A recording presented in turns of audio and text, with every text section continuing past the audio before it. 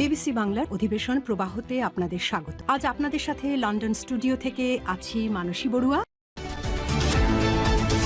বাংলাদেশের সর্বশেষ গুরুত্বপূর্ণ আপডেট সংবাদে আপনাকে স্বাগত। শুরুতেই সংবাদ শিরোনাম, পরে বিস্তারিত। প্রথমেই জানাবো, ট্রাম্পকে অভিনন্দন জানিয়ে প্রধানমন্ত্রী তারেক রহমানের চিঠি। মার্কিন প্রেসিডেন্ট ডোনাল্ড ট্রাম্প সহ দেশটির জনগণকে বাংলাদেশের পক্ষ থেকে যুক্তরাষ্ট্রের স্বাধীনতা দিবস উপলক্ষে আন্তরিক অভিনন্দন জানিয়ে চিঠি দিয়েছেন তারেক রহমান। আজ ২৫০ বছরের স্বাধীনতা পূর্তি উপলক্ষে এই চিঠি দেয়া হয়েছে। এরপর জানাবো, সীমান্তে অবিস্ফোরিত মর্টার শেল উদ্ধার। নেত্রকোনা দুর্গাপুর উপজেলার ভবানীপুর সীমান্তে বাংলাদেশের অভ্যন্তরীণ একটি অবিস্ফোরিত মর্টার শেল উদ্ধার করেছে BGB. Border of Bangladesh BGB ৩১ ব্যাটালিয়নের এক সংবাদ বিজ্ঞপ্তিতে এই তথ্য নিশ্চিত করা হয়েছে। এদিকে ইমাম এবং মসজিদ কমিটির পদ নিয়ে দ্বন্দ্ব, সংঘর্ষে ১৭ জন আহত। সিলেটের গোয়াইনঘাটে মসজিদের ইমাম এবং মসজিদ কমিটির সভাপতির পদ বাতিল সংক্রান্ত বিরোধের জেরে জুমার নামাজের পর দুই পক্ষের মধ্যে সংঘর্ষের ঘটনা ঘটেছে। এতে উভয় পক্ষের অন্তত ১৭ জন আহত হয়েছে। পরে জাতীয় জরুরি সেবা 999-এ কল পেয়ে গোয়াইনঘাট থানা পুলিশ দ্রুত ঘটনাস্থলে গিয়ে পরিস্থিতি নিয়ন্ত্রণে আনে। এবারে জানাবো, মালয়েশিয়ায় মির্জা আব্বাসের শারীরিক অবস্থার খোঁজখবর নিলেন বিএনপি নেতা আলাল। প্রধানমন্ত্রী উপদেষ্টা বিএনপির স্থায়ী কমিটির সদস্য, ঢাকা ৮ আসনের সংসদ সদস্য মির্জা আব্বাসের শারীরিক অবস্থার খোঁজখবর নিয়েছেন বিএনপির চেয়ারম্যানের উপদেষ্টা অ্যাডভোকেট সৈয়দ মোয়াজ্জেম হোসেন আলাল। আজ মালয়েশিয়ায় আলাল এবং তার সহধর্মিণী মির্জা আব্বাসের সঙ্গে দেখা করেছেন।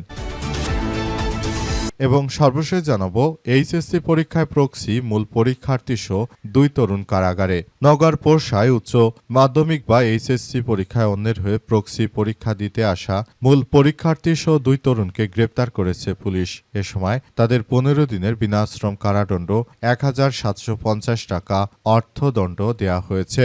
একই সঙ্গে মূল পরীক্ষার্থীকে চলতি পরীক্ষা থেকে বহিষ্কার করা হয়েছে। প্রিয় দর্শক, এতক্ষণ শুনছিলেন সংবাদ শিরোনাম, এবারে বিস্তারিত। তবে তার আগে বন্ধুরা, অনুরোধ থাকবে এই সংবাদটিতে একটি লাইক দিন। এই চ্যানেলে আপনি নতুন হয়ে থাকলে আমাদের সংবাদটি দেখতে দেখতে চ্যানেলটি সাবস্ক্রাইব করে রাখুন। কমেন্ট করে বন্ধুরা আপনার মূল্যবান মতামত জানিয়ে দিন আপনি বিশ্বের কোন দেশ থেকে বা বাংলাদেশের কোন স্থান থেকে আমাদের সংবাদটি দেখছেন এবং শুনছেন। আর বন্ধুরা, সংবাদটি আপনার সোশ্যাল মিডিয়া ফেসবুকে শেয়ার করে বন্ধুদেরও দেখার সুযোগ করে দিন। আজকের এই সংবাদ সম্পর্কে আপনার মূল্যবান মতামত কমেন্ট বক্সে কমেন্ট করে জানিয়ে দিন।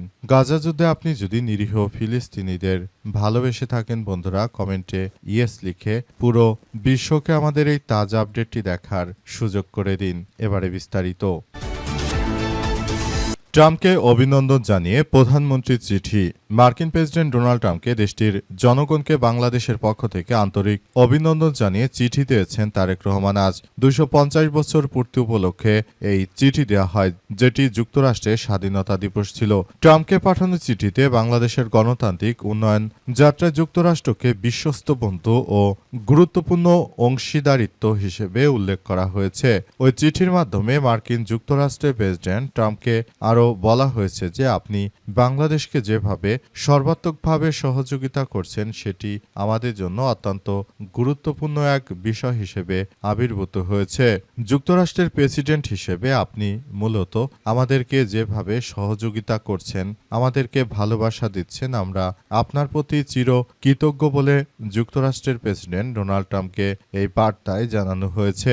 এছাড়াও আরও বলা হয়েছে যে যুক্তরাষ্ট্রের যিনি প্রেসিডেন্ট রয়েছেন ডোনাল্ড ট্রাম্প, তিনি যেন সময় মতো বাংলাদেশে সফর করেন এবং বাংলাদেশের মানুষও তার প্রতি উদাত্ত আহ্বান জানিয়ে বরং যুক্তরাষ্ট্রের প্রেসিডেন্ট ডোনাল্ড ট্রাম্পের প্রতি আরও গুরুত্বপূর্ণভাবে কার্যক্রম চালিয়ে যাচ্ছে এমন কথাই নিশ্চিত করা হয়েছে। এবং আরও বলা হয়েছে যে যুক্তরাষ্ট্র যে বাংলাদেশের এক অকৃত্রিম বন্ধু, এজন্য যুক্তরাষ্ট্র সব সময় বাংলাদেশটাকে সুন্দরভাবে গড়ে তোলার ক্ষেত্রে যুক্তরাষ্ট্র সর্বাত্মকভাবে সহযোগিতা অব্যাহত রেখেছে। সেজন্য যুক্তরাষ্ট্রের প্রতি উদাত্ত আহ্বান জানানো হয়েছে। সীমান্তে অবিস্ফোরিত মর্টার শেল উদ্ধার। নেত্রকোনা দুর্গাপুর উপজেলার ভবানীপুর সীমান্তে বাংলাদেশের অভ্যন্তরে একটি অবিস্ফোরিত মর্টার শেল উদ্ধার করা হয়েছে। আজ সীমান্তবর্তী নালায় মাছ ধরতে গিয়ে স্থানীয় কয়েকজন শিশু কাদার নিচে মর্টার শেলটি দেখতে পেয়ে বিষয়টি বাংলাদেশ বিজিবির সদস্যদের কাছে জানায়। এরপর বিজিবির ৩১ ব্যাটালিয়ন এর সংবাদ বিজ্ঞপ্তিতে জানানো হয়েছে জেলার দুর্গাপুর উপজেলার ভবানীপুর বিওপির দায়িত্বপূর্ণ এলাকায় সীমান্ত পিলার ১১৯৫/১০ এস থেকে প্রায় ৩০০ গজ বাংলাদেশের অভ্যন্তরে মর্টার শেলটি পাওয়া যায়। এটি প্রায় ৬০ মিলিমিটার আকারের একটি অবিস্ফোরিত মর্টার শেল। মর্টার শেলটি দীর্ঘদিন ধরে কাদার নিচে পড়েছিল, তবে এই মর্টার শেলটি কোত্থেকে এলো সে সম্পর্কে তদন্ত করা হচ্ছে। ধারণা করা হচ্ছে যে হয়তো অতীতে ভারতের হিন্দুত্ববাদীরাও বাংলাদেশের দিকে মর্টার শেল নিক্ষেপ করতে পারে, কিংবা এমনও হতে পারে যে মর্টার শেলটি রয়েছে সেটি আসলে সেখানে বাংলাদেশ সেনাবাহিনীর কোনো এক সময় ট্রেনিং এর সময় ব্যবহৃত হয়েছিল, এটাও হতে পারে। তবে এসব সম্পর্কে এখন পর্যন্ত কোনো তথ্যই আসলে জানা যাচ্ছে না। বিষয়গুলো নিয়ে সবাই যার যার জায়গা থেকে পুরো সতর্ক অবস্থানে রয়েছে। তবে শেষ পর্যন্ত কি হয় সেসব সম্পর্কে বিস্তারিত তথ্য জানতে আরও সময় অপেক্ষা করতে হবে। মর্টার শেল নিয়ে ইতিমধ্যে পরীক্ষা নিরীক্ষা করা হয়েছে, তবে বিষয়গুলো সম্পর্কে এখন পর্যন্ত কোনোভাবে কেউ আসলে বিষয়গুলো সম্পর্কে বলতে পারছে না। এগুলো সম্পর্কে সবাই আসলে যার যার জায়গা থেকে পুরো কৃতজ্ঞতা তারা জানানোর চেষ্টা চালিয়ে যাচ্ছে। দেখা যাক শেষ পর্যন্ত বিষয়গুলো কোন দিকে যায়। আদতে বিষয়গুলো সামনের দিকে যায় নাকি কোনো বিপজ্জনক কোনো কিছু বেরিয়ে আসে, সেটি তদন্ত সাপেক্ষে হয়তো জানা যাবে।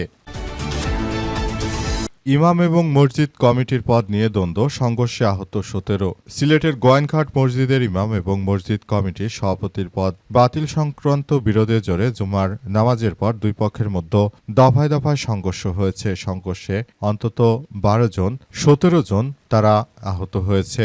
এই ঘটনায় পুরো এলাকা থমথমে অবস্থা বিরাজ করছে। অনেকেই বলাবলি করতে শুরু করেছে যে এই ধরনের কার্যক্রম আসলে আমাদের সবার জন্য অত্যন্ত দুঃখজনক এক ঘটনা, কারণ মসজিদের কমিটি নিয়ে এই ধরনের ঘটনাগুলো আমাদের সবাইকে খুব বেশি ভাবিয়ে তুলছে।